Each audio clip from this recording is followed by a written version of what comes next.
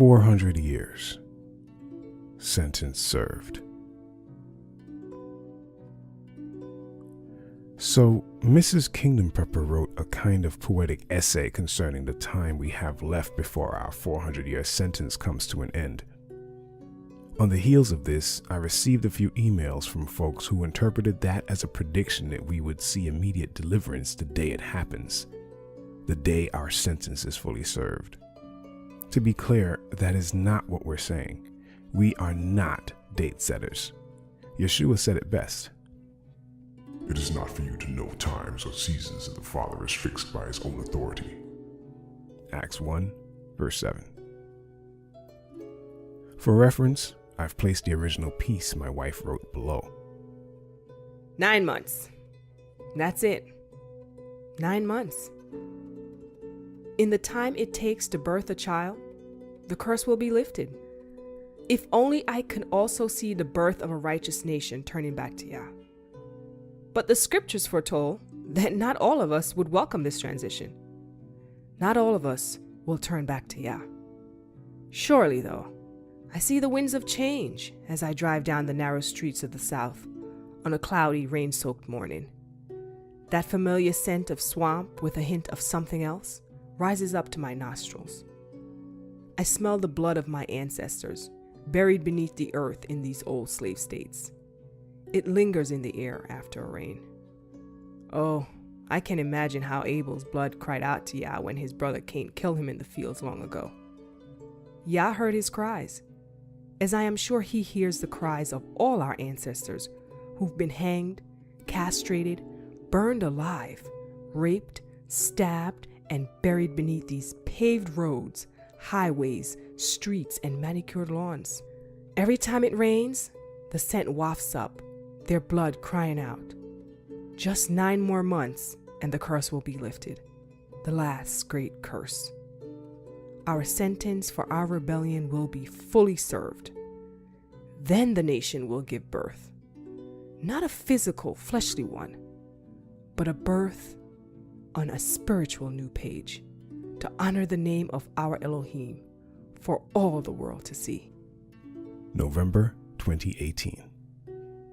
Nowhere does this piece mention a physical deliverance from this captivity, nor clouds bursting to reveal our great Redeemer. In fact, it says that our curse will be lifted and our sentence fully served, and the nation will give birth spiritually, not physically. In essence, the end of the 400 years of our captivity will set in motion everything else that needs to happen, but it doesn't mean anything will happen right away. But let me backtrack for a moment. Some of you might be wondering what in the world I'm even talking about. What's this about 400 years? Wasn't that fulfilled in Egypt during the time of Moses? While this subject may be old for some, it's new to others. So I'll try to cover as much ground as possible for the benefit of those who are brand new to this prophetic event and the particular light that has been shed on it as of late. This all starts back in the book of Genesis, chapter 15 to be exact. Abram was at a point in his life where the pressures of having no natural heir started to weigh down on him. Yah, in a vision, promised to give him an heir in his old age, assuring him that his servant Eliezer would not be the one to inherit his sizable fortune. After performing requested sacrifices to ratify the covenant between himself and Yah, we are told the following. As the sun was going down, a deep sleep fell on Abram, and behold, dreadful and great darkness fell upon him. Then Yah said to Abram, Know for certain that your offspring will be sojourners in a land that is not theirs, and will be servants there, and they will be afflicted for 400 years. But I will bring judgment on the nation that they serve, and afterward they shall come out with great possessions. As for you, you shall go to your fathers in peace. You shall be buried in a good old age, and they shall come back here in the 4th generation, for the iniquity of the Amorites is not yet complete. Genesis 15, verses 12 to 16. Many have read this believing that it refers to the Egyptian captivity, but there are several things off with that assumption. Flipping over to Exodus 12, verse 40, we read, The time that the people of Israel lived in Egypt was 430 years. Exodus 12, verse 40. We need to examine these words carefully. Let's start by lining it up with Genesis 15, verse 13. There, Yah tells Abram in a dream, "Your offspring will be sojourners in a land that is not theirs." So far, so good. That lines up with Moses' era. But continuing, we read, "And they will be servants there, and they will be afflicted for 400 years. This particular clause does not line up with the events in Exodus. The entire time the nation of Israel lived in Egypt was a total of 430 years. But we are told that Abram's descendants would serve and be afflicted for 400 total years. When Jacob, Abram's grandson, officially moved to Egypt with his family, we can count that as the start of their sojourning in a land that is not theirs. However, Joseph, according to Genesis 50 verses 21 and 26, died at the ripe old age of 110, and during that entire time, his people were not afflicted, nor did they serve the Egyptians. Now, the book of Genesis says that Joseph was 30 years old when he entered the service of Pharaoh, king of Egypt. Genesis 41, verse 46. That very chapter reveals that the 7 years of plenty commenced right around that time, meaning he would have been 30 or 31 years old. The 7 years of famine are what prompted Jacob to move to Egypt, per the events recorded in Genesis chapters 43 to 46. There were 7 years of plenty and 7 years of famine, so Jacob moved to Egypt during the famine years, while the famine was still raging. That means that Joseph could not have been more than 42 or 43 years old.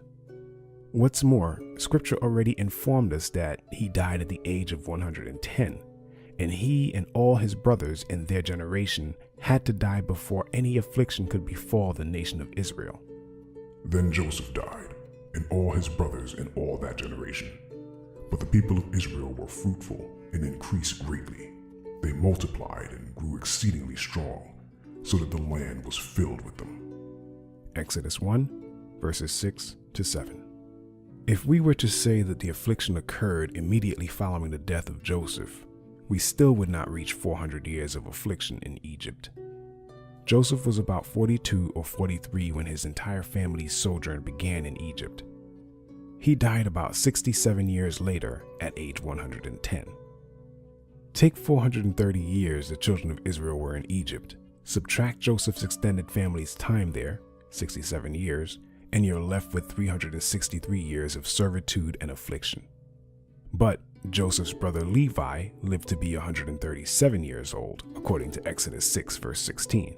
So that would shorten the time of affliction even more, disqualifying the Egyptian period of bondage as a fulfillment of Genesis 15, verse 13.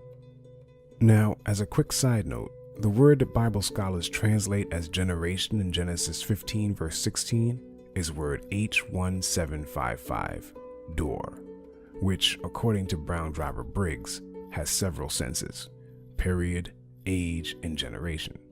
If we think of America in terms of periods, we would see the various stages it went through over the centuries, beginning with a clutch of colonies that lasted till the 1700s, when a burgeoning nation declared its independence. From there, we see the period of expansion, where America extended its borders through wars of conquest and land purchases. Then came the period of growth, where its economy eventually soared via various means, and it vastly strengthened its military might, becoming a full-blown superpower on the world stage. And now, in its fourth period, the American empire is crumbling, as all spent empires are apt to do. So Genesis 15 verse 16 can actually read, "And they," the Israelites, "shall come back here to the land of Canaan in the fourth period, for the iniquity of the Amorites is not yet complete." Genesis 15 verse 16. That said, we know that there have been several slave movements since the Egyptian bondage, but only one of them can qualify as a fulfillment of Genesis 15 verse 13. Before we jump into the 1619 date that a few out there will shoot down, let's lay aside an earlier recorded date of 1502 for the arrival of slaves in North America. According to the National Humanities Center, the date we recognize for the arrival of the first enslaved Africans in Virginia is 1619, but the first recorded arrival in North America occurred 117 years earlier in 1502, when Juan de Cordoba sent several of his black slaves from Spain to Hispaniola. In 1517, the first slaves sent directly from Africa arrived to do forced labor on the Spanish plantations and mines in the Caribbean islands. As the Native Americans enslaved by the Spanish died by the thousands from overwork and disease, more Africans were captured and shipped to replace them. The Atlantic slave trade was on. It remained a critical and brutal element of the Spanish and English economies in North America for over 4 centuries. To be clear, the 1502 date is not the true start of slavery in the nation that is now America for several reasons. First and foremost, the record shows that Juan de Cordoba sent several of his black slaves from Spain to Hispaniola. For one thing, Spain is not a nation ruling over the people of Israel today, after keeping them in a 400-year state of captivity that comes with affliction. For another thing, Hispaniola is a Caribbean island, and while it is in North America, it is not part of the America that is now a powerful nation. That qualification falls to the Virginia settlement known as Jamestown, which saw its very first slaves on August 20th, 1619. This is very important because Virginia, which was one of the original colonies, was foundational to the establishment of what is now the United States, the sole nation that fulfills Genesis 15, verse 16. Virginia, as well as the nation it is part of, still exists today. The year 2019 will mark 400 years of the unbroken captivity and affliction of the true people of Israel, the so-called Negroes, exacted by the same nation. Let me state it plainly. A single nation fulfills Genesis 15 verse 13, not multiple nations, even though we were scattered to various nations of the world. And that nation will be judged by Yah, like Egypt was in ancient times. Yah made it relatively easy to pinpoint which nation would be responsible for this 400-year captivity, though many were involved throughout time. First, in verse 13 of Genesis 15, we are told that the people of Israel would be in a land that is not theirs. A land, singular, not lands. This narrows things down.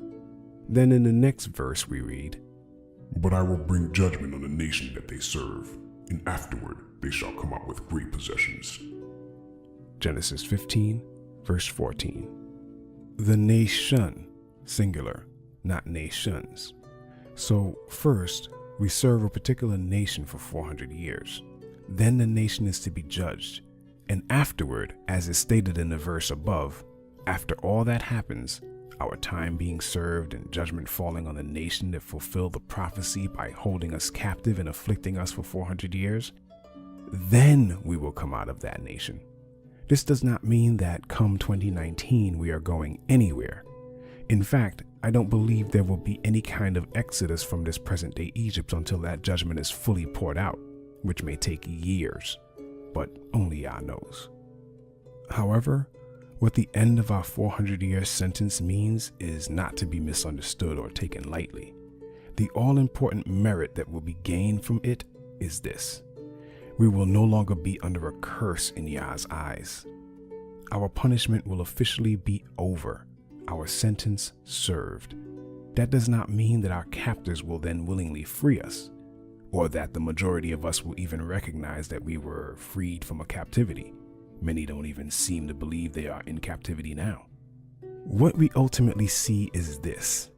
Come August 20th, 2019, the nation of Israel, summed up in the collective experience of Judah here in America, will finally hold the status Abraham did when he lived in Canaan and was given the original promise and prophecy that involved us. We will be as free as he was, equal to the Gentiles that surround us, whose land we will still inhabit, just as the Gentiles of his day inhabited and occupied the land he sojourned in long ago. With that, we must exercise the faith and obedience Abraham displayed, which prompted Yah to call him a friend and establish a personal covenant with him that would involve his many descendants. And as the closing line of my wife's poetic essay states, our sentence for our rebellion will be fully served.